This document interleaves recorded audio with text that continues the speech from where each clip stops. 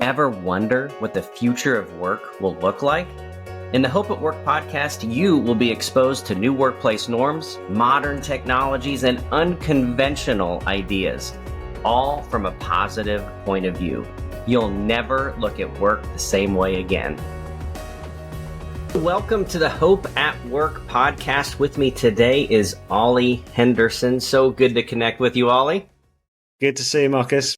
You too. So I met Ollie in London when I was living there.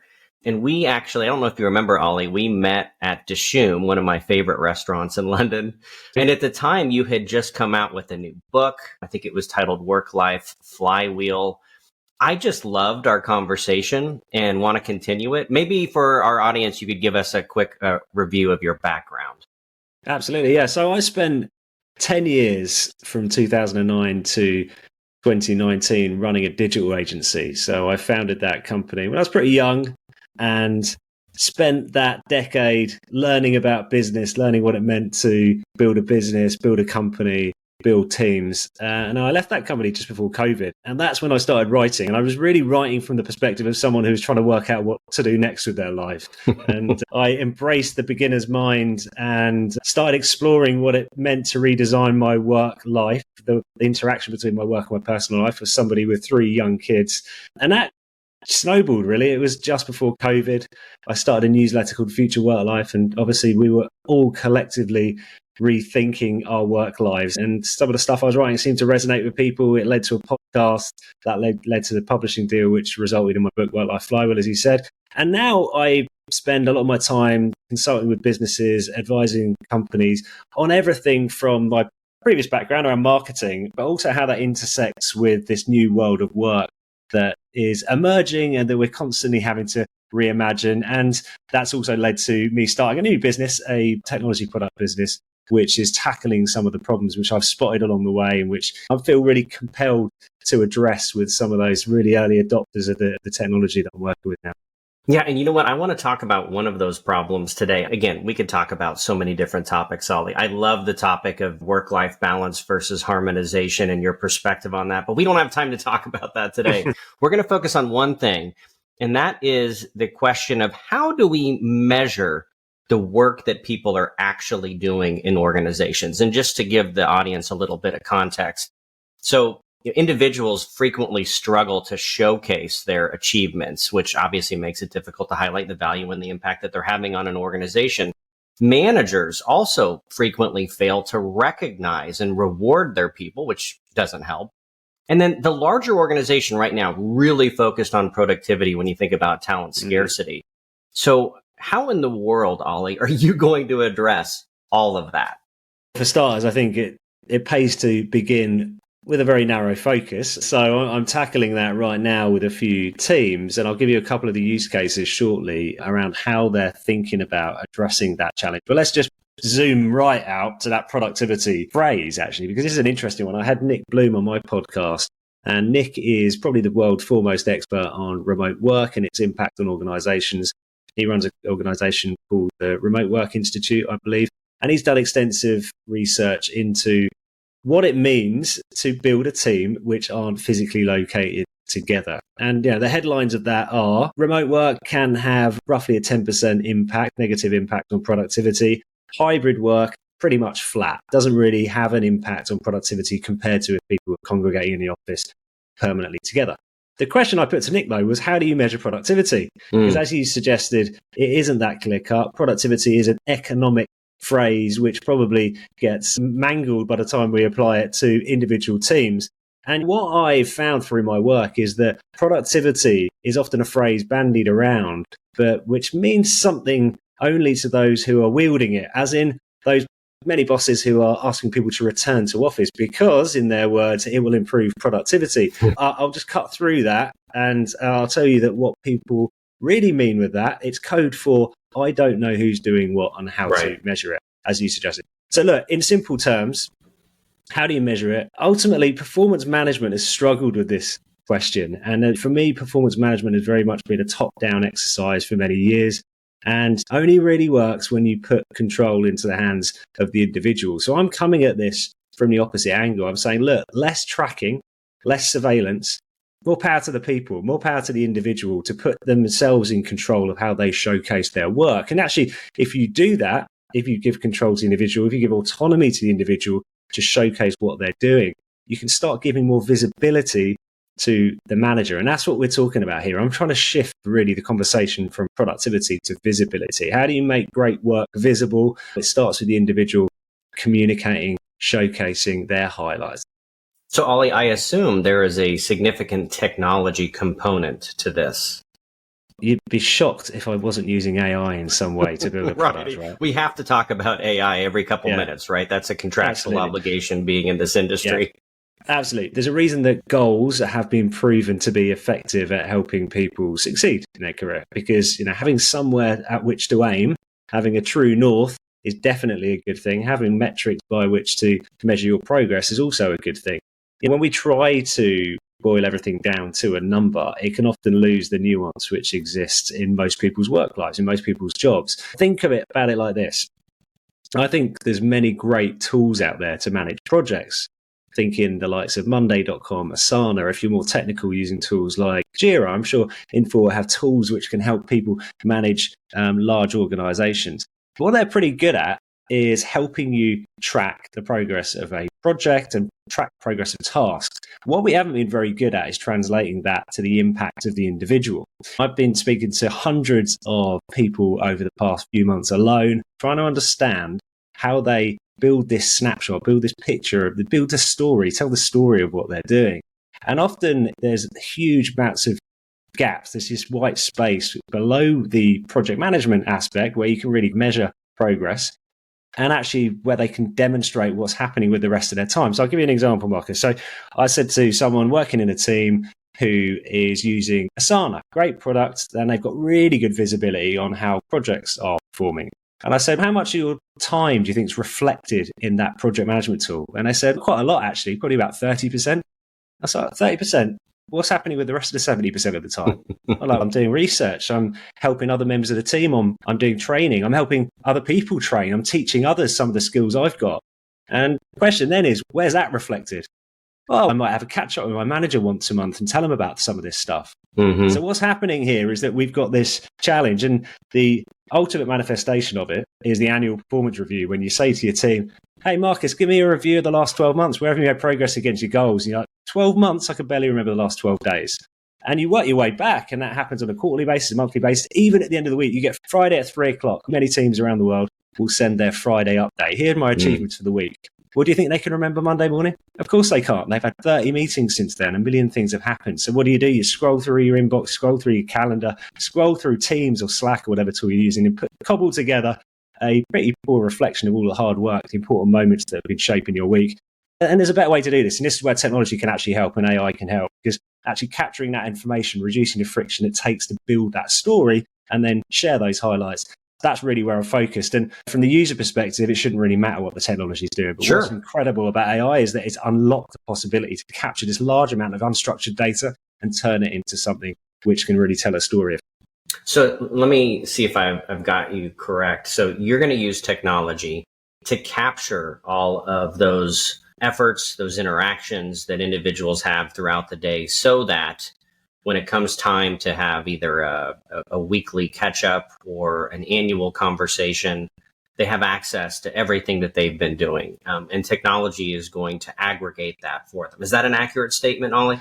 I would say that's a very accurate reflection. Okay, think about it like this. If you've got an iPhone or a smart Android device, you've probably got in your Photos app something which helps you tell the story of your life. So you might go in there, and we're recording on the 9th of July 2024. Probably if you go in today, it will have a snapshot of the 9th of July 2023, and you'll see this slideshow, this brilliant showcase of what was happening a year ago. And you're like, I cannot remember that, but now it's coming back to me. What a brilliant day that was. And of course, that's what happens in our careers. Okay. So many of these moments are happening all the time. You move on, then you move on to the next task. You finish the week, and for me, I leave my office, which is this room, my home office, and as soon as I walk out the door, the kids are on top of me, and I've forgotten about what's happened. And it's really difficult in that context to actually track your own progress. So how is it going to be possible to demonstrate your progress and growth to others within the organisation and to your team? Yeah, look, I think there's the technology is there. If you think about the photos metaphor, there's no reason why we can't apply that same logic to how we're building our career and telling the story. The pace of change in the world of business is fast, and that drives incredible complexity for the world of human resources. Welcome to the HR Data Labs podcast, a series of conversations with experts inside and outside the world of HR on how to innovate, measure, and evolve our practices. Our goal is to help provide you with practical examples of how HR has to change to meet the complexity of the business environment. Every week, we'll talk to new and different voices on all aspects of HR. And at times, we'll get irreverent. Silly even. And sometimes geek out on the data and technology that underlie the processes that drive the world of HR. But the conversations are always insightful and fun. So please, enjoy the HR Data Labs podcast. I like that metaphor. That's helpful. Okay, let me ask you a couple of questions here, because I find this extremely intriguing, because I've been wondering about the world of performance management for many years. First of all, do you think it's really possible to totally drive the subjectivity out of attempting to measure knowledge work? And then second, what are the implications of us actually getting this right? What would happen? Would we stop paying people for hours and start paying them for performance or project deliverables? I think the implications are significant. Yeah, no, look, it's impossible to drive subjectivity out. And actually, this is the thing, in a sense, I'm trying to give people the opportunity to truly showcase their value and their contribution. And the best example of this are among my community. I'm at an age where many of my peers, many of my friends in the local area are having to work flexibly because they've got young kids, right? Take the example, and many people listening will have this, where there's some flexibility around hybrid work. So some of the team, you're expected to come in minimum, say, 2 days a week. Now, some of the team might go in 4 or 5 days a week. Those who can't, those who've got caring responsibilities, are often going at the lower end, 2 days a week. Now, obviously, what that creates is a proximity bias. If you're around your boss 4 to 5 days a week and someone else is around 2 days a week, naturally, it's just human nature that it's easier to see what people are doing. And that's a case where the work's more visible when you can actually see it happening. And for me, that is not an ideal situation either for the person who's at home those 2 days a week, or actually for the manager, right? As a manager, you want to see who's creating the value. So look, what I'm saying is here that we can do a better job at making the work visible. What I'm not saying is that human biases won't always exist. And I'm also not saying that you can quantify everything. And I'm also not talking about the world of timesheets here. I'm not saying that we should be booking every single minute that we spend. I do believe that our outcomes are important, but we've been having this conversation a lot. Anybody who advocates for remote work, the rationale would often be, look, let's focus on outcomes. The problem is outcomes are actually difficult to measure. And what I'm saying here is, let's focus on value. Let's focus on the things that we believe are creating value to ourselves and to others. And that can be a guide to what's happening. So I want to provide the tools for people to be able to showcase that. I'm not saying that this is the only answer and it should stand alone. The second part of your question, what possibilities could I unlock? Look, we're trying here to create a new way of thinking about work. One of those aspects are metrics. I think we traditionally haven't been very good at setting metrics around businesses. That's why so many companies actually struggle with things like goals and OKRs. I've spent a bunch of time speaking to people recently, and they talk about goals, and the phrases which come up are things like box ticking exercise. I'm set goals, and then the day-to-day realities are that I'm not given time to prioritize them. So I think we struggle with that. I definitely think it can be improved, and aligning our outcomes, aligning this story, these highlights I'm talking about, with objectives which benefit both the individual and the company is crucially important. So I do think it can be improved there. As I said, I don't think this is the panacea which is going to solve all problems, but I do believe it's something which is absolutely necessary in a world where almost everybody you speak to feels that it's difficult to get visibility on real contribution. Yeah, no doubt. Let's come back to AI, because again, it is a prominent topic right now in virtually all industries and technologies. How exactly do you anticipate AI actually enabling you to make work more visible than you have been able to in the past with other traditional technologies? I'll give you an example. I'll tell you how I use it. So I think my wife thinks I spend far too much time with ChatGPT. Honestly, I have long conversations back and forth with ChatGPT. For me, it's been a sounding board, honestly, as I've built a new company. It's super useful. But where it's really useful is taking large amounts of information and summarizing that information. If you see where's the most traction being had with AI-based tools at the moment, it's things like how do you take a podcast transcript and create meeting notes very easily? It's things like, let's summarize this incredibly long white paper and give me some actionable points around it. It's around volume, right? Taking large amounts of information and summarizing what is. And if you think about the data related to our career, there's large amounts of information going on. So again, I had an onboarding call this morning with a team. Honestly, scary. They shared their screen with me and showed me their calendar. Frightening. There was about 30 meetings in this calendar for this week, every one of which is on Teams. So, of course, there are meeting transcripts for all 30 of those meetings. Their output throughout the week are things like reports, project boards, emails to clients. That's a huge amount of information. And what AI can do is take that information and provide summaries of those highlights. What are the key things that happen in each? And that really means that it's an editing process in a sense. It creates an easy, more manageable, more bite-sized set of data for the individual to then prioritize what they consider to be the important moments of their week. So suddenly this huge data set, which represents someone's working week, can be reduced down. They can then curate that further in order to start telling the story about what has been significant about their week. But again, this is a work in progress, right? But I think the AI thing right now is about reducing the amount of analysis that needs to be done. Over time, there'll be loads of smart things you can do to actually get the AI to go to work, to make recommendations around what learning could help them in the flow of work, or, for example, helping them put their best foot forward as it relates to objectives. For me, right now, the use case is helping reduce the amount of data involved in their working week in order to make better decisions and actually summarize better. One last question. The implication that I'm hearing, though, that I think a lot of folks are concerned about is, okay, I love the idea of getting help summarizing everything I'm doing, saying, working on. But then there's the big brother component, right? Mm-hmm. Wait, you're going to be listening in to everything I do? How do we get around the idea of I'm not real comfortable with constant perceived surveillance? I'll tell you, I'll pitch my point of view, which is that employee surveillance is one of the worst manifestations of our reaction to this new way of working. It's a fear-based reaction, a fear-based response to we don't know who's doing what. So I'm not saying that we should be surveilling everybody. In fact, it's the opposite. So as I mentioned before, the problem with performance management, the reason many performance management tools, the adoption of performance management tools is relatively low, considering some of these tools are actually fantastic bits of technology, is because it's top down. It's goals put on top of people. It feels like they're being tracked. And actually, I'm talking about the opposite here, which is giving the individual control of what they showcase. So that's one thing. That's like my philosophy.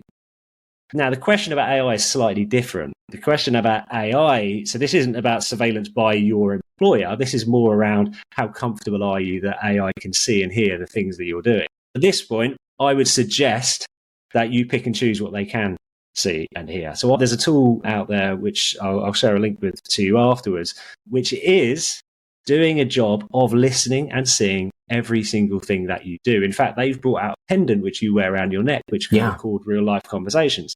So you probably know about this tool.